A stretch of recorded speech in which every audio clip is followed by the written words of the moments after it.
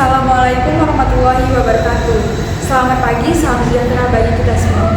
Tabikun. Sebelumnya izin memperkenalkan diri, saya Feni Hidayah dengan NPM 2113041007 dari kelas 5A Program Studi Pendidikan Bahasa dan Sastra Indonesia. Video ini saya buat untuk memenuhi tugas mata kuliah pembelajaran mikro BSI, yaitu praktik keterampilan mengajar. Dalam video ini saya akan mempraktikkan salah satu keterampilan mengajar, yaitu menjelaskan. Selamat menyaksikan. Assalamualaikum warahmatullahi wabarakatuh.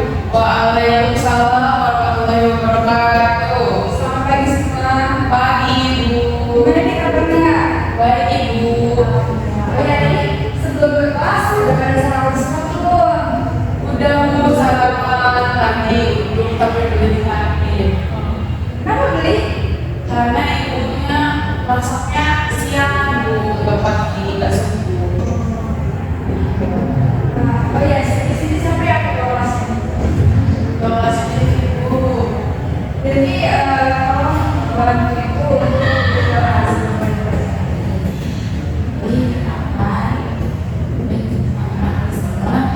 Kita mulai belajar ini, kita bersama-sama tentang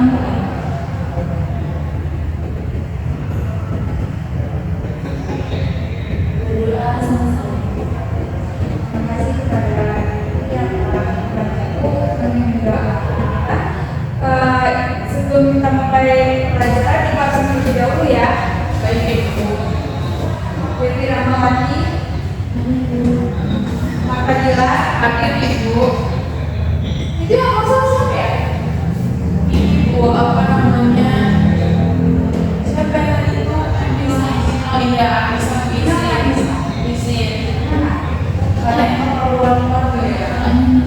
Oh, Semoga kembalinya bisa lagi. iya Bu, amin.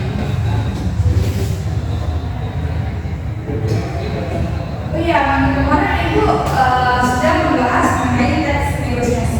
Iya. Sini, kira-kira ada nggak yang masih ingat apa itu teks negosiasi? Iya, jadi silakan. Teks negosiasi itu teks tentang mengenal gitu antara dua pihak yang mana itu bakal ada kesepakatan di antara pihak ini sama pihak itu gitu. Jadi awal-awal Betul, betul yang tadi bahwa teks negosiasi itu teks yang di dalam itu berisi tes yang ini untuk dapat mencapai kesepakatan bersama antara pihak pengantar yang kedua atau kedua pihak. Kemudian pada pertemuan kali ini Ibu akan membahas mengenai cerita rakyat. Dan kan di sini ada yang pernah dengar nggak nih apa itu cerita rakyat?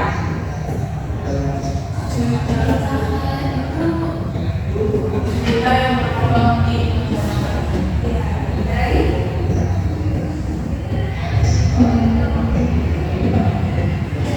ya,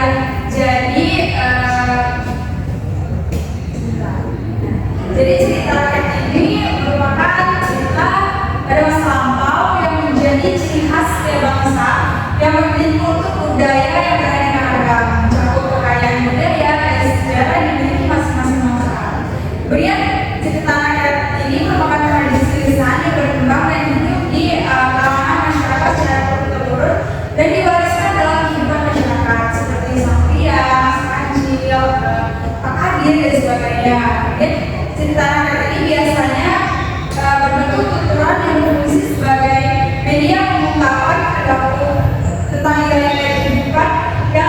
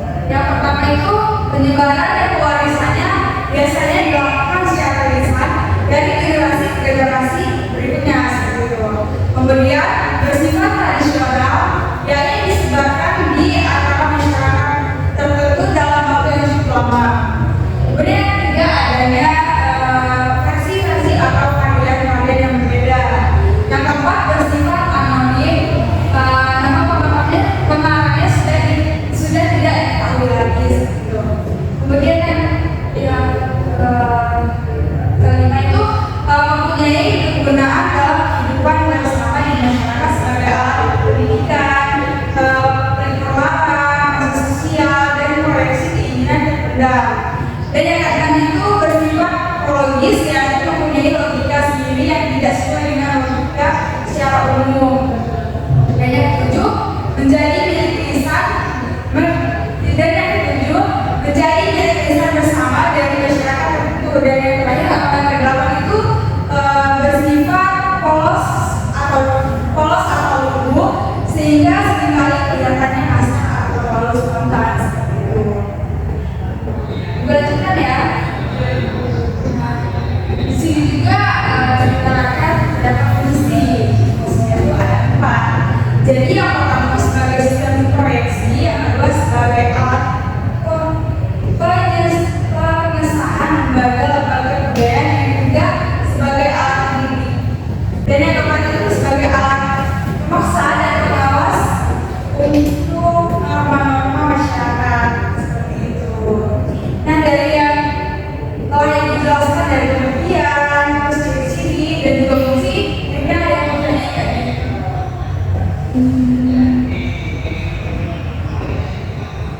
Sementara itu Dilanjutkan ya. Iya. Kemudian di sini juga terdapat nilai sekitar rakyat yang pertama keagamaan, kedua sosial, ketiga budaya, keempat etika moral, dan yang kelima pendidikan.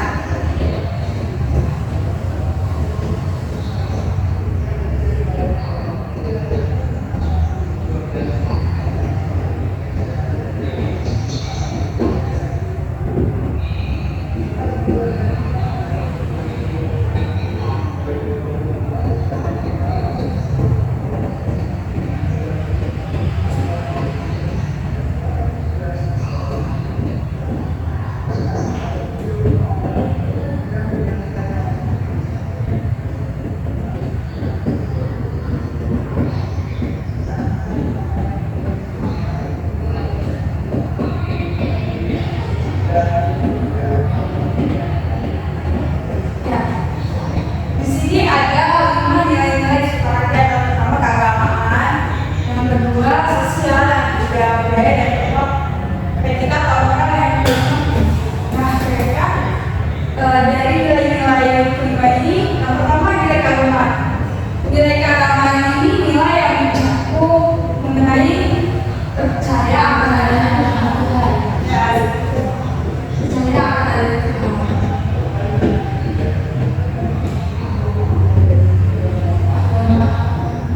agama juga termasuk itu.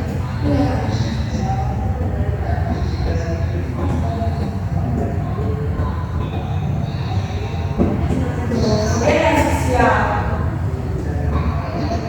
Dan sosial ini dia berada di kehidupan sehari-hari atau bersosialisasi dari individu ke individu atau individu ke kelompok. Dan yang budaya ini mengenai budaya yang ada di masyarakat seperti adat istiadat, terus tradisi seperti itu. Nah, kemudian etika atau moral. Nah, etika atau moral ini hampir sama dengan pendidik, hanya saja etika atau moral ini berlaku sebelum kita melakukan proses pendidikan. Nah, sama hal yang pendidikan juga tidak jauh beda sama etika atau moral. Pendidikan ini hanya bagaimana cara kita untuk saling menghormati, terus tidak saling menyakiti seperti itu.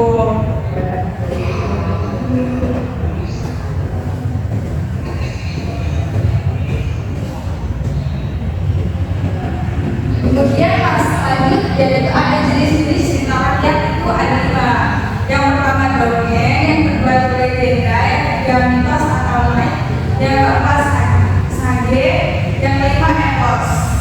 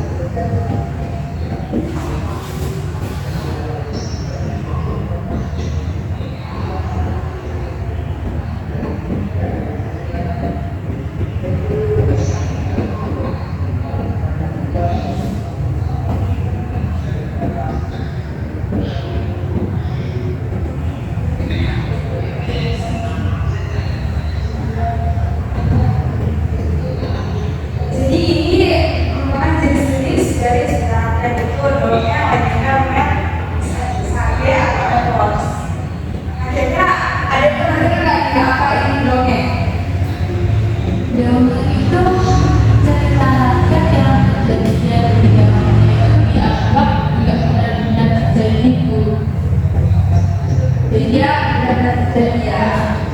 Jadi itu cuma buat menghibur. Jadi sarana menghibur.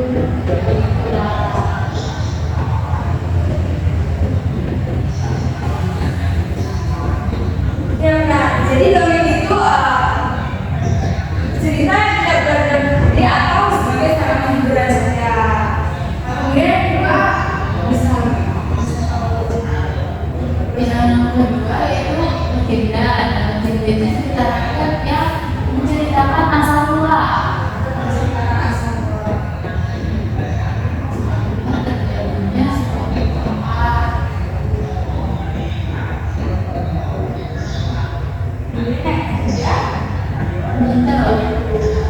Legenda itu cerita rakyat yang kejadian di dalamnya itu dianggap benar-benar terjadi dan dianggap suci atau sakral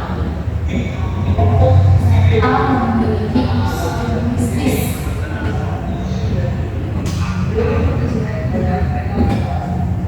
yang keempat. Sage itu cerita mengandung sejarah.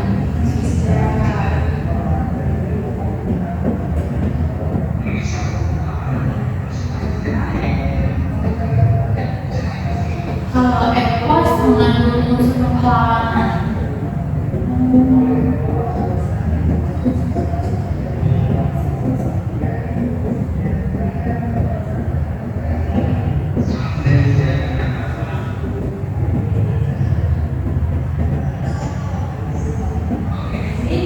Dari jenis cerita ini yang merupakan dongeng-dongeng itu tidak benar-benar terjadi atau sebagai sarana hiburan. Kemudian legenda ini menceritakan asal mula, seperti asal mulanya terbentuk suatu kota atau suatu bangunan sejarah. Nah, kemudian itu dianggap dari menjadi. Kemudian merupakan cerita yang di dalamnya terdapat unsur sejarah. Kemudian yang kelima itu epos. Epos ini mengandung unsur pahlawanan seperti itu. Ya. Dari pengertian yang telah dijelaskan dari awal sampai ke jenis, kira ada pertanyaan tidak?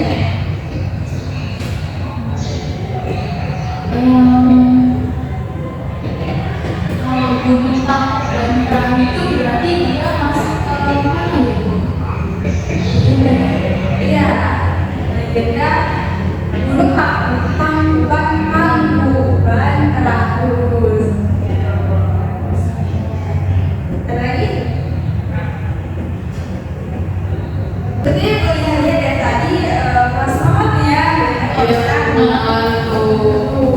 Nah, semangat dulu. Oke Bu. Jadi kalau misalnya dibilang semangat, semangat, betul. Oke ya. Tepuk semangat, semangat, semangat.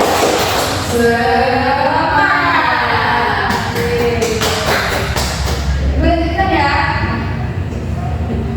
Jadi kemudian itu ada contoh cerita nyata. Tolong ada yang bisa bantu ibu baca. Saya Bu ya.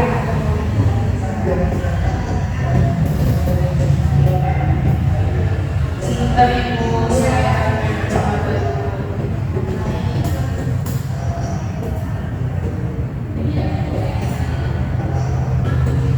Cerita rakyat misteri Jawa.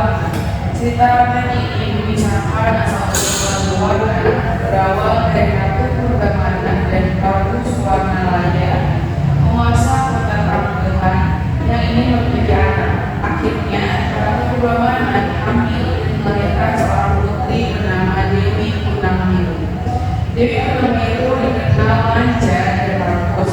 Saat berusia 17 tahun, ia ingin mengadakan pesta yang mewah. Rakyat yang sangat mencintainya pun berbondong-bondong memberikan harta benda kepada putri. Namun Dewi Punangmiru menolak rakyat karena tidak menyukai bentuknya. Secara mendadak, langit pun menjadi gelap dan hujan yang amat deras sehingga meninggalkan hutan tangguhan menjadi telaga warna-warni atau dikenal dengan telaga warna. Dan terima kasih kepada orang yang telah membantu untuk membaca. Jadi itu tadi contoh dari cerita Alkitab.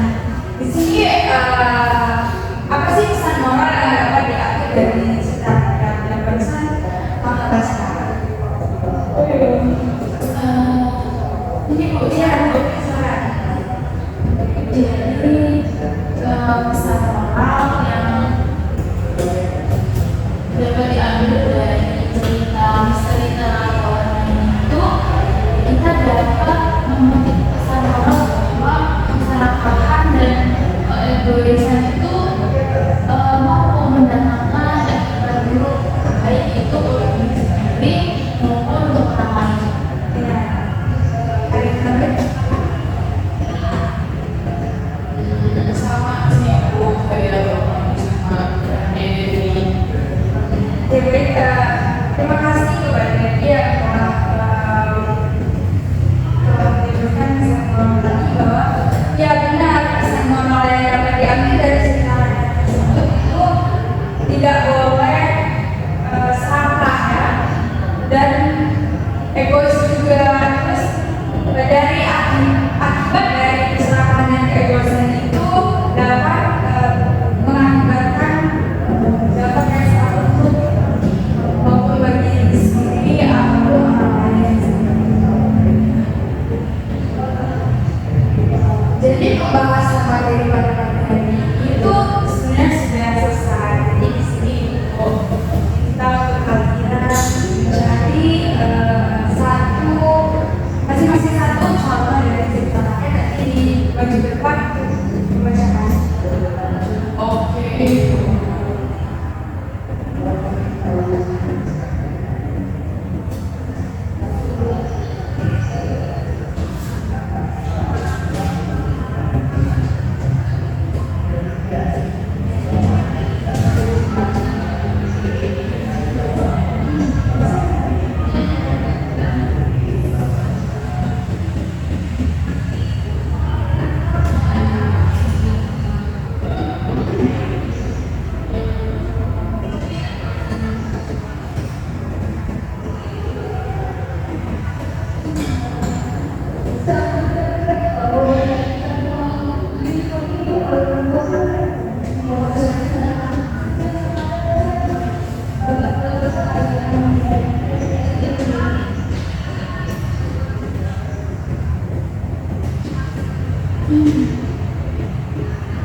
Saya sudah Ya, masuk maju dulu ya Bu.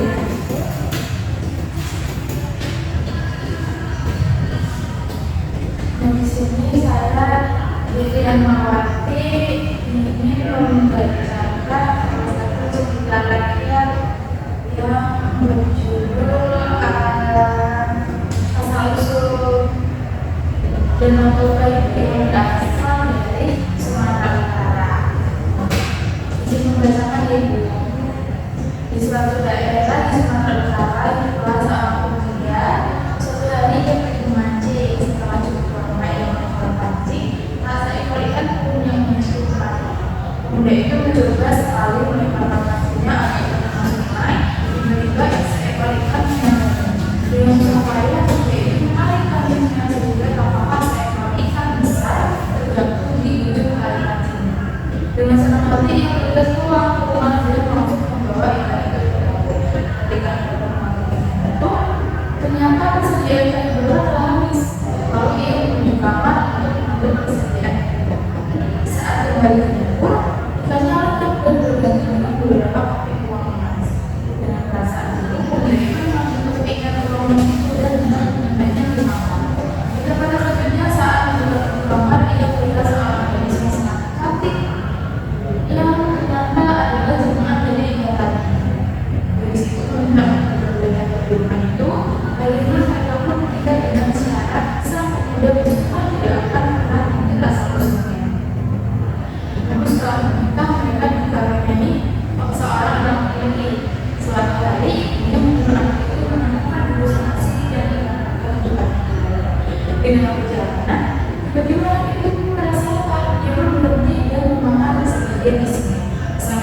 Kadang ia segera menyatakan putusan itu kepadanya. Sang ayah pun murka melihat istrinya dan berkata sambil berkata, "Dosa orang ikat." Malam itu pun pulang dan mengabarkan kejadian itu pada ibunya. Sang ibu pun sedih. Seketika itu pula sang ibu menyuruh anaknya agar kembali menuju bukit dan ia sambil segera kembali menuju ke sungai. Saat ia berada di sungai, cuaca yang mencerah tiba-tiba berubah menjadi gelap. Langit bergemuruh, disusul petir menyambar-nyambar disertai hujan asap. Pada saat itulah, sang ibu segera melompat ke dalam sungai dan tiba-tiba berubah menjadi seekor ikan yang besar. Dalam sekejap, sungai itu pun menjadi banjir, menyebabkan genangan air yang luas dan akhirnya berubah menjadi sebuah danau yang sangat besar. Oleh masyarakat setempat, danau itu dinamakan Danau Toba.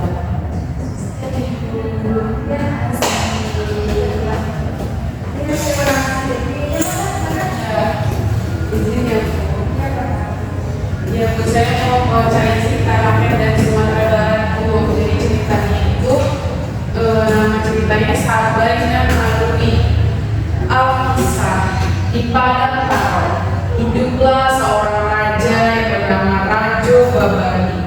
Ia memiliki anak perempuan yang sangat cantik dan rajin bernama Sabai dan Alwi. Peramai dan kecantikannya terkenal di kampung lain, termasuk salah satu kampung, yaitu Kampung Situju, di mana ada teman baik Rajo Babandi, yaitu Rajo Nananja. Mengetahui sahabat mempunyai anak gadis yang cantik jelita, Rajo Nananja mengirim utusannya untuk meminang. Namun ternyata pinangan ditolak dengan alasan Rajo Nananja seusia dengan sang ayah. Ia pun bersikukuh untuk melamar langsung. Setibanya di rumah Rajo Babandi, ia malah diajak untuk berunding di luar rumah. Ia menyadari bahwa pinangan ditolak secara halus dan dirinya ditantang untuk berkelahi. Pada hari yang ditentukan, Rajo Babandi berangkat ke Padang ditemani seorang pembantu. Setibanya di sana, tampak Rajo dan Panjang bersama seorang pengawal. Tanpa aba-aba, perkelahian pun terjadi. Keduanya jatuh terkapar di tanah dengan keris menancap di tubuh masing-masing. Pertarungan antara Rajo Babandi dengan Rajo dan Panjang terus berlangsung. Kebetulan ada seorang gembala yang menyaksikan peristiwa itu dan memberitahukan kepada Sabai dan Alwi. Dengan itu, ia segera berlari menuju Padang dengan membawa serapan. Dalam perjalanan, ia bertemu dengan Rajo dan Panjang bersama pengawalnya. Sabai marah sekali karena menganggap Rajo dan Panjang telah berbuat curang dalam perkelahian. Namun Rajo dan Panjang malah tertawa mengejek. Sabai dan Alwi tidak tahan. Ia langsung menarik pelatuk serapannya. Kemudian Rajo dan Panjang terjatuh ke tanah. Sedangkan pengawalnya langsung lari tunggang langkah. Sabai dan Alwi segera menuju ke Padang dan mendapati ayahnya sudah meninggal. Hatinya pun sangat sedih karena sang ayah telah pergi untuk selamanya. Terima kasih. Wah, betul sekali ya. Tadi ceritanya beri apresiasi kita.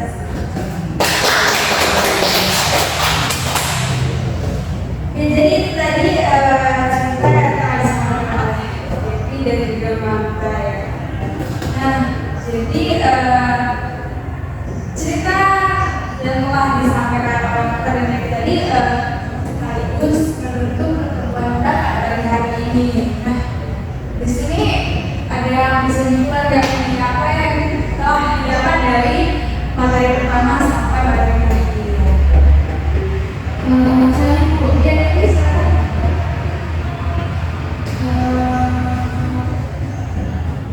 Jadi hari ini tadi kita belajar tentang cerita rakyat itu. Jadi cerita rakyat itu cerita yang pada masa lampau yang menjadi ciri khas setiap bangsa yang memiliki kultur budaya.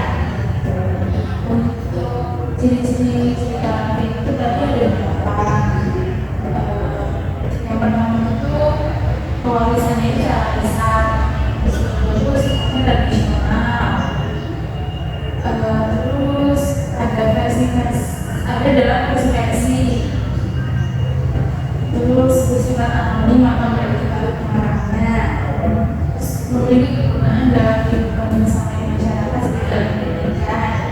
dan bersifat logis, terus menjadi milik lisan bersama dari masyarakat tertentu dan pada umumnya itu bersifat polos dan umum.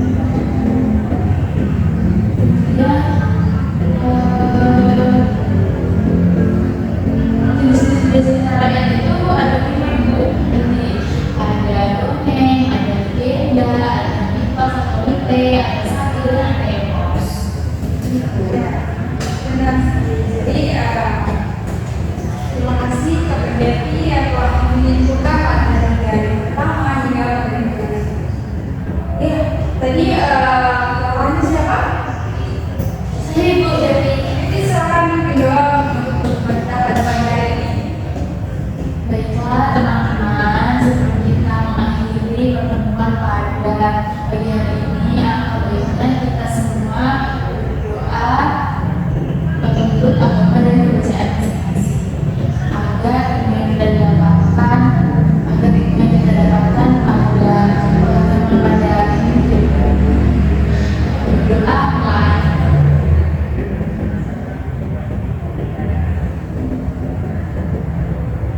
Berdoa selesai. Amin.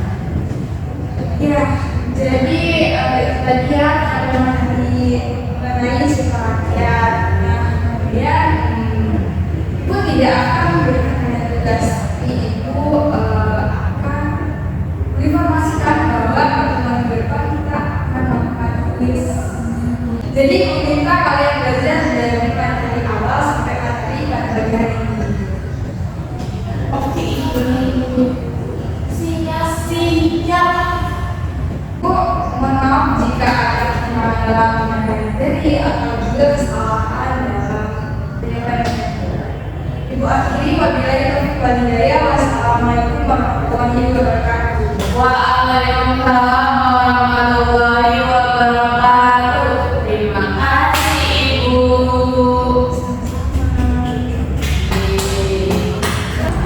Demikian praktik keterampilan mengajar yaitu menjelaskan dari saya. Terima kasih. Wassalamualaikum warahmatullahi wabarakatuh. Assalamualaikum warahmatullahi wabarakatuh. Izin memperkenalkan diri, saya Martadila dengan NPM 2113041067 sebagai observer lisan untuk saudara Penny pada keterampilan menjelaskan. Saya Devi Rahmawati dengan NPM 2113041023 sebagai observer tulis dari saudara Fedi Hidayah dalam keterampilan menjelaskan. Baiklah, setelah saya menyaksikan saudara Penny mempraktikkan keterampilan menjelaskan, saudara Penny telah menyadari adanya keterbatasan perbendaharaan kata-kata dan ungkapan yang dimiliki siswa, sehingga saudara Penny tidak menggunakan kalimat ataupun kata yang berbelit-belit. Kemudian saudara Penny juga menghindari penggunaan kata yang ragu ataupun berlebihan. Komponen yang kedua yaitu penggunaan contoh dan ilustrasi. Saudara Penny telah memberikan contoh yang cukup untuk menanamkan pengertian dan penjelasan. Kemudian saudara Penny juga telah menggunakan contoh yang relevan dengan topik yang disampaikan. Selanjutnya, saudara Penny juga telah memberikan contoh yang sesuai dengan kelas atau tingkat siswa yang diajar. Komponen selanjutnya yaitu pengorganisasian. Saudara Penny telah menunjukkan dengan jelas pola atau struktur sajian. Saudara Penny juga telah memberikan contoh-contoh hukum dan rumus dalam topik yang disampaikan. Kemudian saudara Penny telah memberikan intisari dari topik yang disampaikan. Kemudian saudara Penny telah menggunakan variasi suara dalam menyampaikan pembelajaran. Kemudian saudara Penny juga menggunakan intonasi, tekanan, mimik, isyarat selama pembelajaran berlangsung. Dan saudara Penny juga telah memberikan gambar atau contoh dalam materi yang disampaikan. Komponen selanjutnya yaitu balikan. Saudara Penny telah mengajukan pertanyaan untuk mengetahui pemahaman, minat, dan sikap siswa tentang relevansi atau kegunaan penjelasan dari topik yang telah disampaikan. Selanjutnya, saudara Penny juga telah memberikan umpan balik untuk menyesuaikan atau memberikan penjelasan lebih lanjut terkait topik yang telah disampaikan.